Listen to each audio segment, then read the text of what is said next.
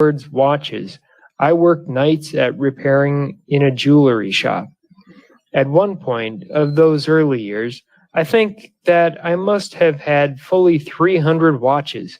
I thought I could build a serviceable watch for around 30 cents and nearly started in the business. But I did not because I figured out that watches were not universal necessities and therefore people generally would not buy them. Just how I reached that surprising conclusion, I am unable to state.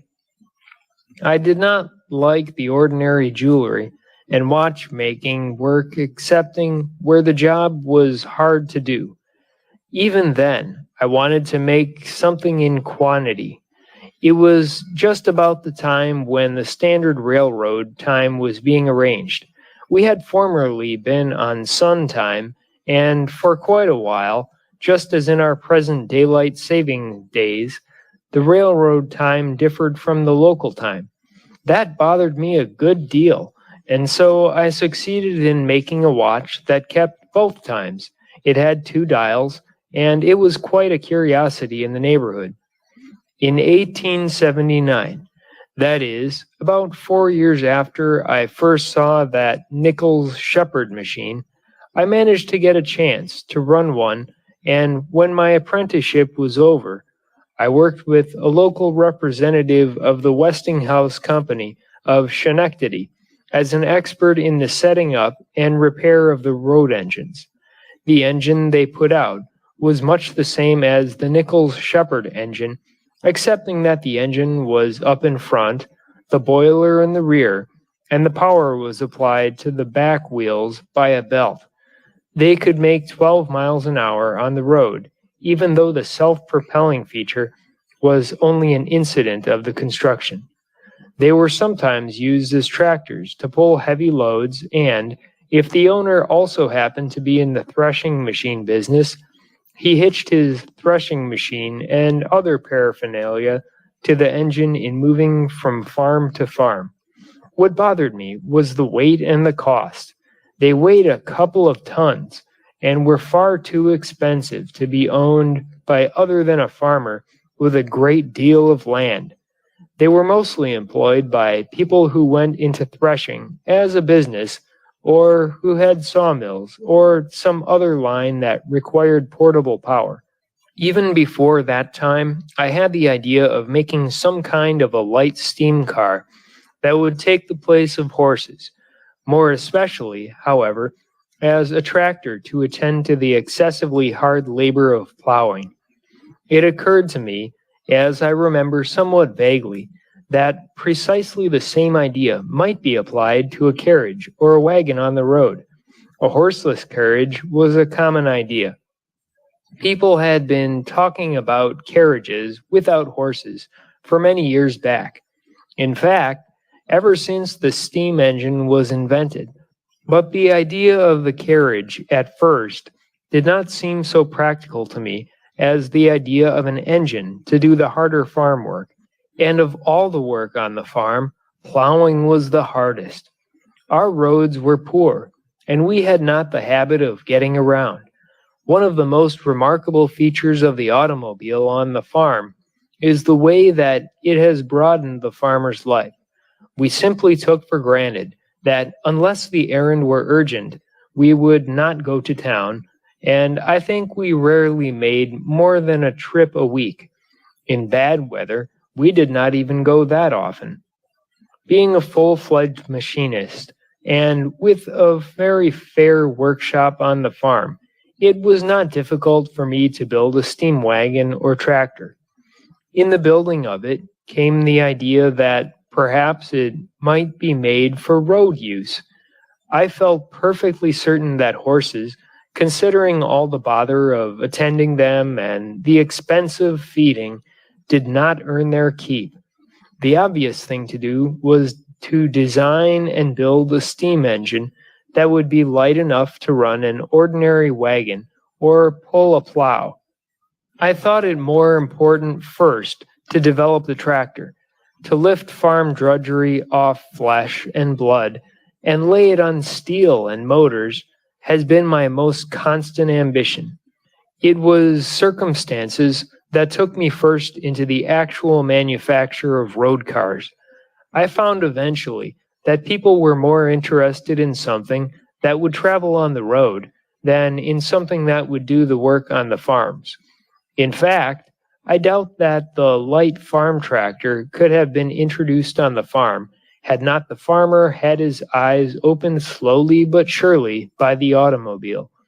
But that is getting ahead of the story. I thought the farmer would be more interested in the tractor. I built a steam car that ran. It had a kerosene-heated boiler, and it developed plenty of power, and a neat control, which is so easy with the steam throttle. But the boiler was dangerous. To get the requisite power without too big and heavy a power plant required that the engine work under high pressure. Sitting on a high-pressure steam boiler is not altogether pleasant. To make it even reasonably safe required an excess of weight that nullified the economy of the high pressure. For 2 years, I kept experimenting with various sorts of boilers. The engine and control problems were simple enough, and then I definitely abandoned the whole idea of running a road vehicle by steam. I knew that in England they had what amounted to locomotives running on the roads, hauling lines of trailers, and also there was no difficulty in designing a big steam tractor for use on a large farm. But ours were not then English roads. They would have stalled or racked to pieces the strongest and heaviest road tractor. And anyway, the manufacture of a big tractor, which only a few wealthy farmers could buy, did not seem to me worthwhile. But I did not give up the idea of a horseless carriage. The work with the Westinghouse representative only served to confirm the opinion I had formed that steam was not suitable for light vehicles. That is why I stayed only a year with that company. There was nothing more that the big steam tractors and engines could teach me, and I did not want to waste time on something that would lead nowhere. A few years before, it was while I was an apprentice, I read in The World of Science, an English publication, of the silent gas engine, which was then coming out in England. I think it was the Otto engine. It ran with illuminating gas, had a large cylinder, and the power impulses being thus intermittent required an extremely heavy flywheel. As far as weight was concerned, it gave nothing like the power per pound of metal that a steam engine gave, and the use of illuminating gas seemed to dismiss it as even a possibility for road use. It was interesting to me only as all machinery was interesting. I followed in the English and American magazines which we got in the shop the development of the engine, and most particularly the hints of the possible replacement of the illuminating gas fuel by a gas formed by the vaporization of gasoline. The idea of gas engines was by no means new, but this was the first time that a really serious effort had been made to put them on the market. They were received with interest rather than enthusiasm, and I do not recall anyone who thought that the internal combustion engine could ever have more than a limited use. All the wise people demonstrated conclusively that the engine could not compete with steam. They never thought that it might carve out a career for itself. That is the way with wise people. They are so wise and practical that they always know to a dot just why something cannot be done. They always know the limitations. That is why I never employ an expert in full bloom. If I ever wanted to kill opposition by unfair means, I would endow the opposition with experts. They would have so much good advice that I could be sure they would do little work. The gas engine interested me, and I followed its progress, but only from curiosity, until about 1885 or 1886, when, the steam engine being discarded as the motive power for the carriage, that I intended someday to build, I had to look around for another sort of motive power. In 1885, I repaired an Otto engine at the Eagle Iron Works in Detroit. No one in town knew anything about them. There was a rumor that I did, and, although I had never before been in contact with one, I undertook and carried through the job. That gave me a chance to study the new engine at first hand, and in 1887 I built one on the Otto 4-cycle model just to see if I understood the principles. 4-cycle means that the piston traverses the cylinder 4 times to get one power impulse. The first stroke draws in the gas, the second compresses it, the third is the explosion or power stroke, while the fourth stroke exhausts the waste gas. The little model worked well enough. It had a 1-inch bore and a 3-inch stroke, operated with gasoline, and while it did not develop much power, it was slightly larger in proportion than the engines being offered commercially. I gave it away later to a young man who wanted it for something or other and whose name I have forgotten. It was eventually destroyed. That was the beginning of the work with the internal combustion engine. I was then on the farm, to which I had returned, more because I wanted to experiment than because I wanted to farm, and, now being an all-around machinist, I had a first-class workshop to replace the toy shop of earlier days. My father offered me 40 acres of timberland, provided I gave up being a machinist. I agreed in a provisional way, for cutting the timber gave me a chance to get married. I fitted out a sawmill and a portable engine and started to cut out and saw up the timber on the tract. Some of the first of that lumber went into a cottage on my new farm, and in it we began our married life. It was not a big house, 31 feet square and only a story and a half high, but it was a comfortable place. I added it to my workshop, and when I was not cutting timber, I was working on the gas engines, learning what they were and how they acted. I read everything I could find, but the greatest knowledge came from the work. A gas engine is a mysterious sort of thing. It will not always go the way it should. You can imagine how those first engines acted. It was in 1890 that I began on a double-cylinder engine. It was quite impractical to consider the single cylinder for transportation purposes. The flywheel had to be entirely too heavy. Between making the first 4-cycle engine of the Otto type and the start on a double cylinder, I had made a great many experimental engines out of tubing. I fairly knew my way about. The double cylinder I thought could be applied to a road vehicle, and my original idea was to put it on a bicycle with a direct connection to the crankshaft and allowing for the rear wheel of the bicycle to act as the balance wheel.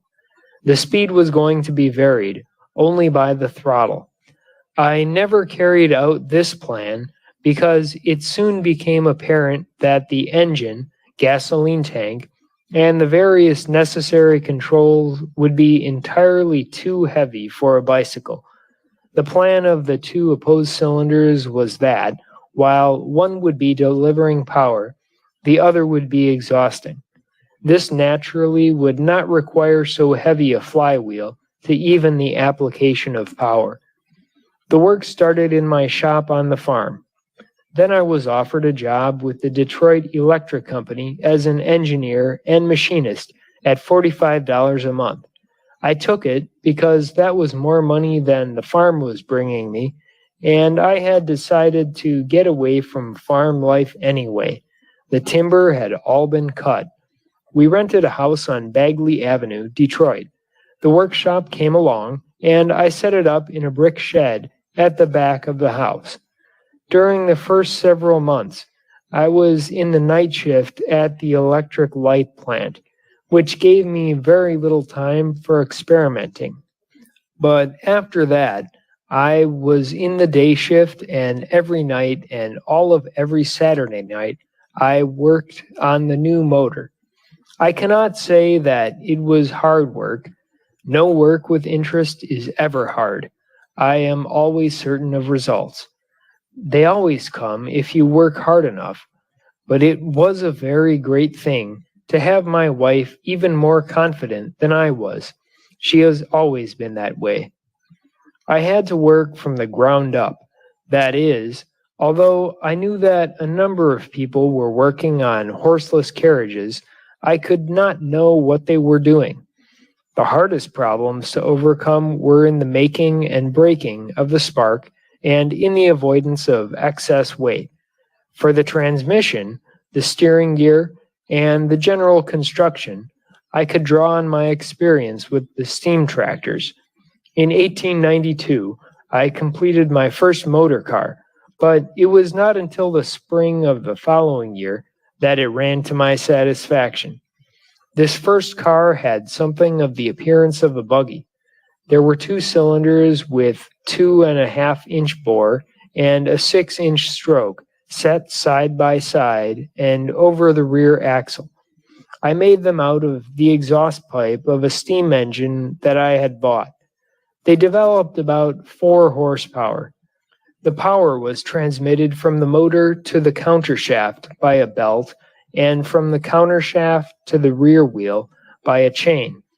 The car would hold 2 people, the seat being suspended on posts and the body on elliptical springs. There were 2 speeds, one of 10 and the other of 20 miles per hour, obtained by shifting the belt, which was done by a clutch lever in front of the driving seat. Thrown forward, the lever was put in the high speed, thrown back, the low speed. With the lever upright, the engine could run free. To start the car, it was necessary to turn the motor over by hand, with the clutch free. To stop the car, one simply released the clutch and applied the foot brake. There was no reverse, and speeds other than those of the belt were obtained by the throttle. I bought the ironwork for the frame of the carriage and also the seats and the springs. The wheels were 28-inch wire bicycle wheels with rubber tires. The balance wheel I had cast from a pattern that I had made, and all of the more delicate mechanism I made myself. One of the features that I discovered necessary was a compensating gear that permitted the same power to be applied to each of the rear wheels when turning corners. The machine altogether weighed about 500 pounds. A tank under the seat held 3 gallons of gasoline, which was fed to the motor through a small pipe and a mixing valve. The ignition was by electric spark. The original machine was air-cooled, or to be more accurate, the motor simply was not cooled at all. I found that on a run of an hour or more, the motor heated up, and so I very shortly put a water jacket around the cylinders and piped it to a tank in the rear of the car over the cylinders. Nearly all of these various features had been planned in advance. That is the way I have always worked. I draw a plan and work out every detail on the plan before starting to build. For otherwise, one will waste a great deal of time in makeshifts as the work goes on, and the finished article will not have coherence. It will not be rightly proportioned. Many inventors fail because they do not distinguish between planning and experimenting. The largest building difficulties that I had were in obtaining the proper materials. The next were with tools. There had to be some adjustments and changes in details of the design, but what held me up most was that I had neither the time nor the money to search for the best material for each part. But in the spring of 1893, the machine was running to my partial satisfaction and giving an opportunity further to test out the design and material on the road. End of chapter 1. Chapter 2. What I Learned About Business. My gasoline buggy was the first, and for a long time, the only automobile in Detroit. It was considered to be something of a nuisance, for it made a racket and it scared horses. Also, it blocked traffic. For if I stopped my machine anywhere in town, a crowd was around it before I could start up again. If I left it alone, even for a minute, some inquisitive person always tried to run it. Finally, I had to carry a chain and chain it to a lamp post whenever I left it anywhere. And then there was trouble with the police. I do not know why, for my impression is that there were no speed limit laws in those days. Anyway, I had to get a special permit from the mayor, and thus for a time enjoyed the distinction of being the only licensed chauffeur in America. I ran that machine about 1,000 miles through 1895 and 1896, and then sold it to Charles Ainsley of Detroit for $200. That was my first sale. I had built the car not only to sell, but to experiment with. I wanted to start another car. Ainsley wanted to buy. I could use the money, and we had no trouble in agreeing upon a price. It was not at all my idea to make cars in any such pretty fashion.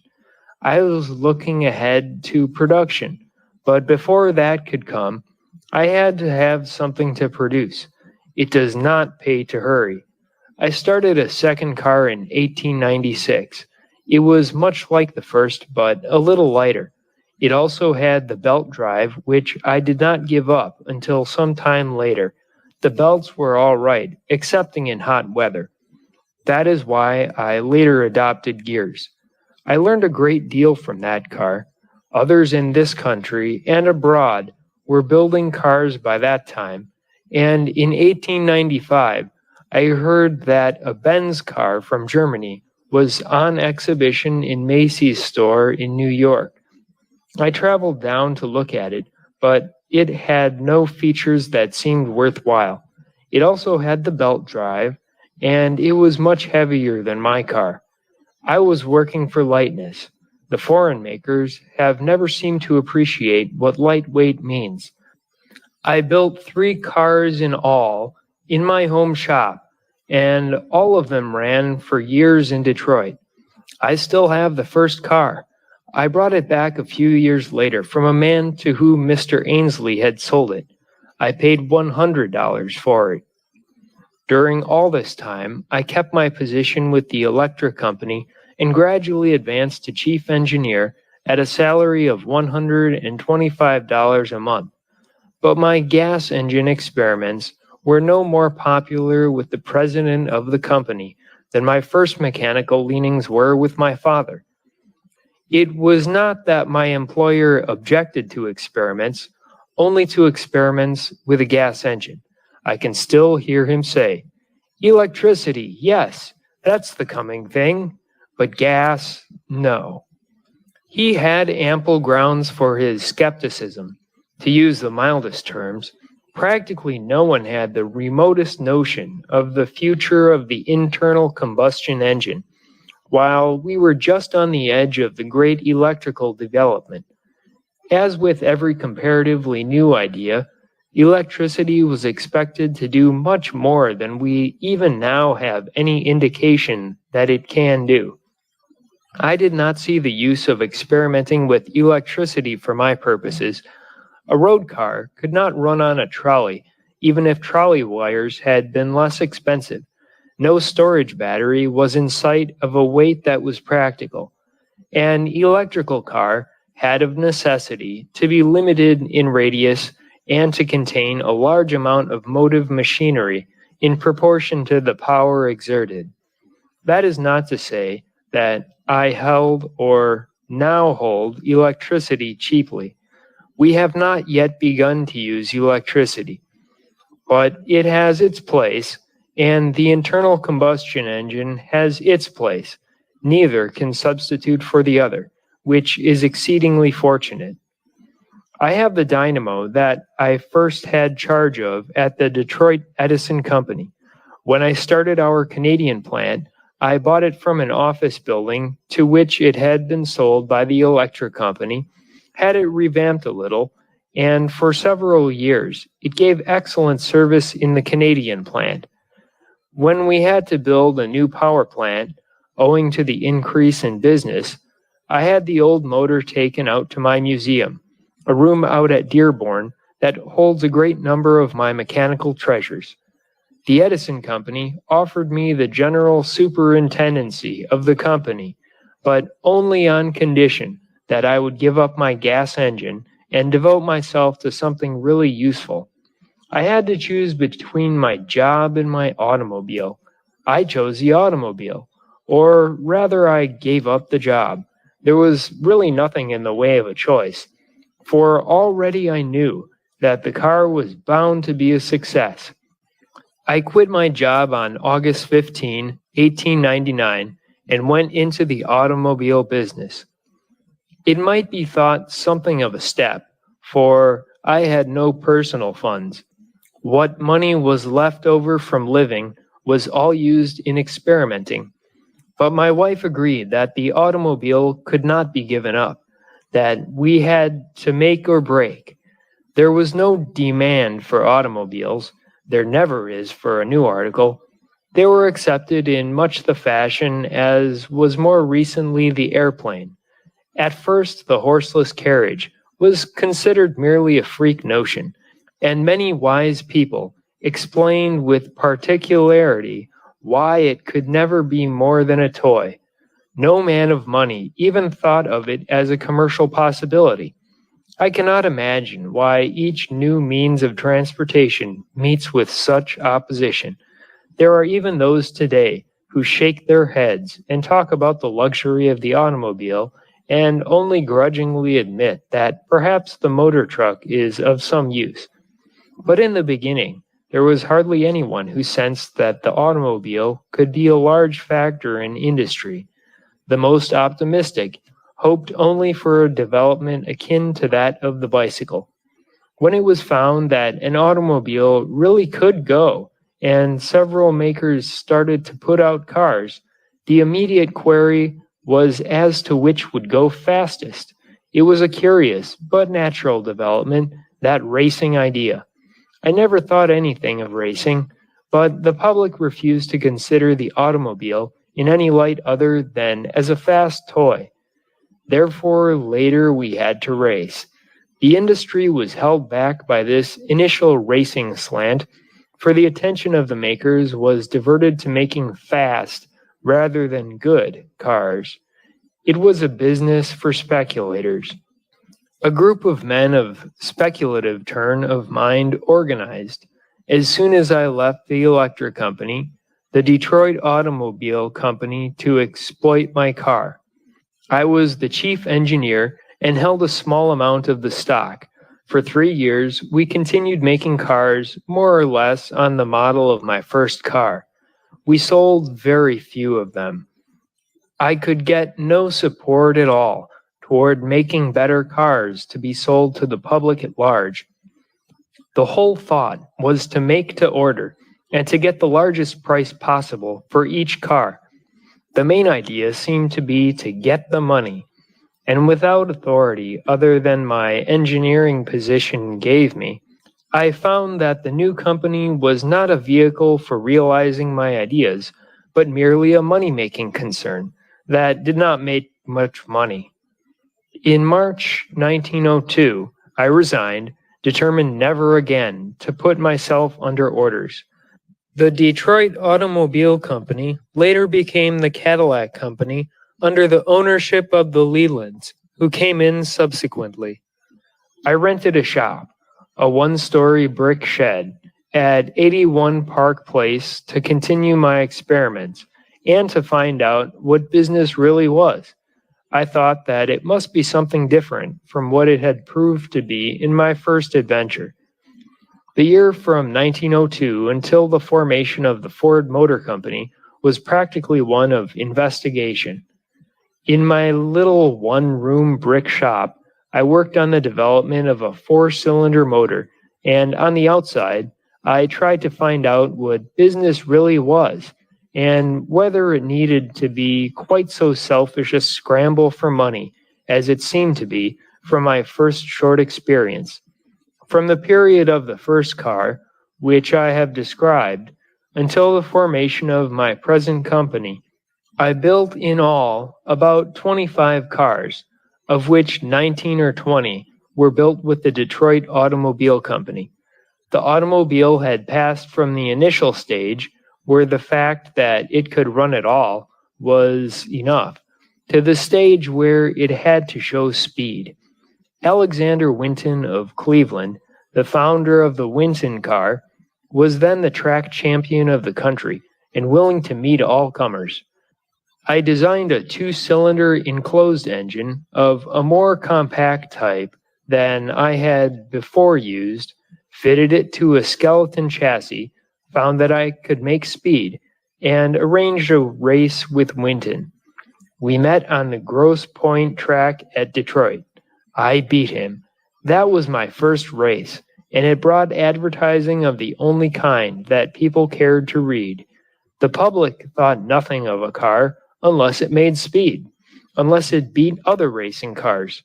My ambition to build the fastest car in the world led me to plan a 4-cylinder motor, but of that more later. The most surprising feature of business, as it was conducted, was the large attention given to finance and the small attention to service. That seemed to me to be reversing the natural process, which is that the money should come as the result of work, and not before the work.